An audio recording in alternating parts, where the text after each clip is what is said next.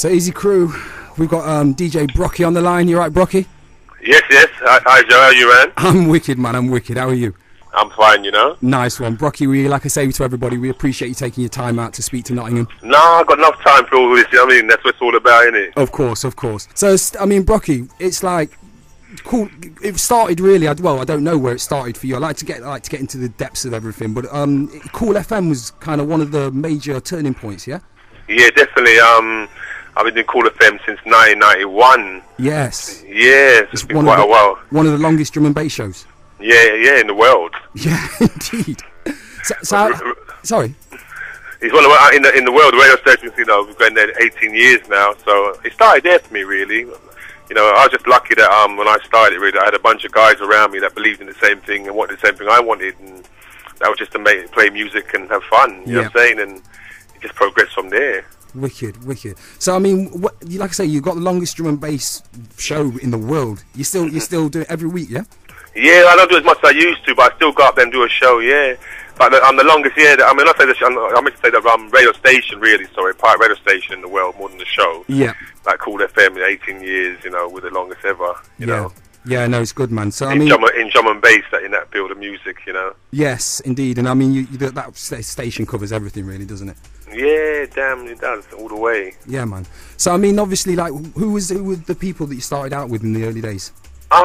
Eastman, a guy named Smurf. Yeah. It's a load of people. I mean, a lot of the guys, believe it or not, from our radio station, are some of the biggest for like Red Alert and Slamming and Red Alert and Pepsi. Yes. Is actually the owners of. Well, Red Alert is actually the owner of Slamming Vinyl, One Nation. Okay. You know, what I mean, they come from Cool FM, and we've got a lot of promoters that came from there who are doing big things now. Yeah. But the main people was Eastman, Smurf, Koji. There's quite a lot of us. Okay, so I mean, obviously you're a man of many talents, and business is business, and you've got your record label Undiluted. That's right. As very respected label. From what I heard and what I've seen and what I've read, you know what I mean. I mean, when did you decide to like start doing your own thing and putting your own music out? It was just more a thing where it's just a natural progression, I think, as a DJ. Yeah. You know, it's just one of those things that as much as you play one's music, sometimes you just, you know, as a DJ, I think, you know, we're all musical, like musicians and ourselves. When we go on the decks and do our thing, we're all musicians. So to me, that's what it's about. So it's just a progression. I just felt a vibe to actually, you know, make some music and, you know, put down what's in my head onto some vinyl and just get it out there and see if the people appreciate it. Yeah, as much as they appreciate my DJing, but you know, so and it seemed to work. You know, people appreciate, they like the sound. We kept it till they, you know, when they hear my name, they kind of got their ears kind of seem to think of a certain sort of sound, and we seem to capture that sort of sound with it exactly, and you know, done well for us. Yeah, man, and you've brought a lot of people through that label as well. Yeah, and made some big names there. So I mean, you must be proud of that kind of project. Yeah, that's what it's about, isn't it? I mean, that's what the whole industry is about. The whole underground of, you know, underground music is about bringing people from all walks of life in. Some people come from a worse off of life, and some come from a better off. But we all come together. It's all music, and to struggle to bring people through. And you know, just like anybody, just keep positive, and you know, keep off the road, and just keep doing something that's positive for yourself. You know. Yeah, man. No, I hear that, and that's a good message for everybody. You know what I mean? So I mean, obviously, you're one of the hardest working DJs in the world. Yeah. I mean, because you're out every week anyway. Yeah, still out every week. Yeah, where have you been playing recently? Oh God, I've been all over. Yeah. Too many to mention. You don't keep. You don't keep flies anymore, then. No. You know, after a while, it makes too much mess, doesn't it? You're like, I'll give it that one. I was going to say you have boxes full of them now. Oh, I used to have that, believe it or not. Because at first, back in the day, you had to click flyers to get promos. Yes. If you never had no flyer, then like a guy would say, send 15 flyers, mate, if you want a promo. And you're like, oh, all right then. Yeah. And you shock them, he sent 30. They're like, okay, we'll send him some promos then. No, I did. You know what? I didn't know that one, you know. We didn't have to do that one. Yeah, definitely. That's how it used to be back in the day. If you wanted promo, just to send flyers off, because anyone could ring up and say, of course, a label and say, I'm Joe Bloggs and I'm the best DJ in the world. I play 100 times a week. They're like, oh, prove it. Yeah, man. No, I hear you. We were gonna back in the day have guest DJ and guest MC, and then we would have been playing everywhere, mate, everywhere. Okay. But like I say, Brockie, I mean, I mean, I came away with you one week to Tenerife. Yeah, we can Tenerife. That's right. Yeah, that's man. Right. I spoke to you earlier that I got a question for you. The question is, on your recent travels, are you now sampling the tastes and delights of foreign food? Yeah. Are you? You're doing that now? Yeah. Yeah, okay. I feel a bit dubious. A bit dubious. Oh, come on, the tapas was proper, mate. You clapped it off quick time. I know. But you know what? I mean, that sounds great, but I was in Japan, like I was saying to my friends the other day, like I was in Japan, and actually in Japan they got like a strong Jamaican community in Japan. Okay. You know? And like when we were in Japan, my friend was like, we got to play this guy's like, you know, Japanese guys like, you want to go and get some jerk chicken? And we're like, are you serious? And you know, like we were in Japan, and he took us this little like this little jerk chicken shop. We was trying the Japanese women cooking the jerk chicken with the sauce, and we couldn't believe it. It was like, wow. So it just shows you, the food's everywhere. Nice food as well, yeah.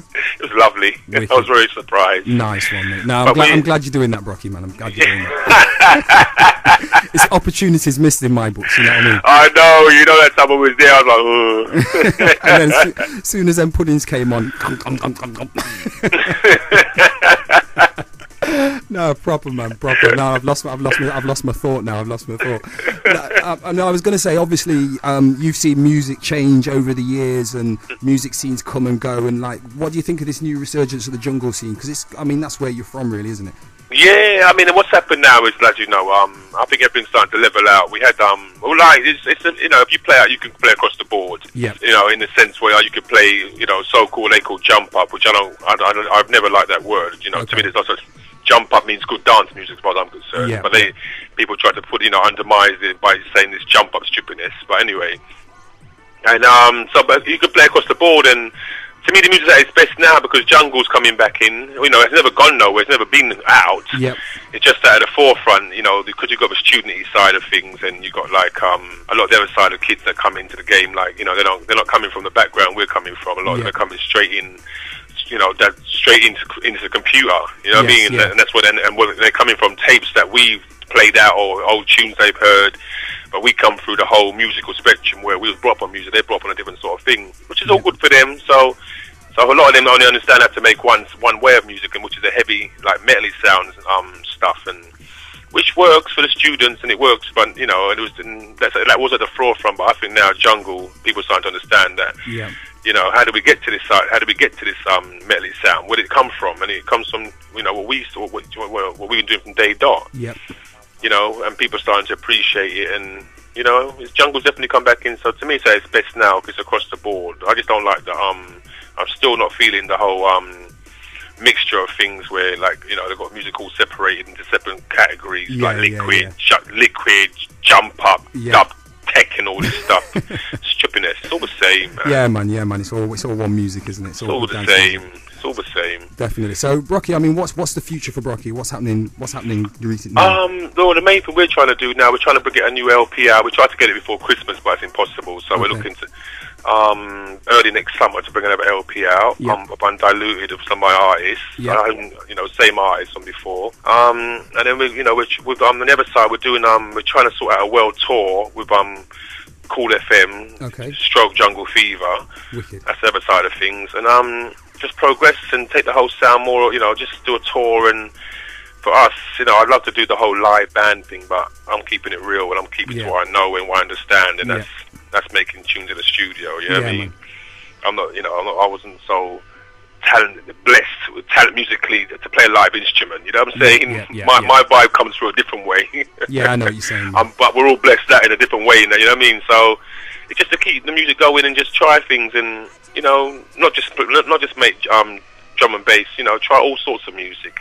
Yeah. And just spread our wings and see what happens, see what comes back, yeah? Cool, man. Well, you know what, Brockie, we're giving you all our love and everything, and good luck and all that kind of stuff, you know what I mean? No, respect, man. Because you've been fighting from day dot and you're still there, you know what I mean? still there, flying the flag. Wicked, man, wicked.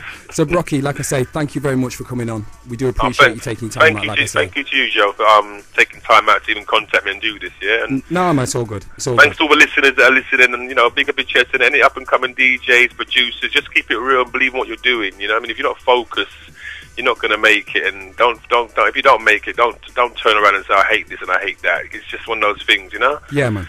All right, respect that, yeah? All right, respect, Brockie. Big up, you know. Big up, lad. Nice one. Nice.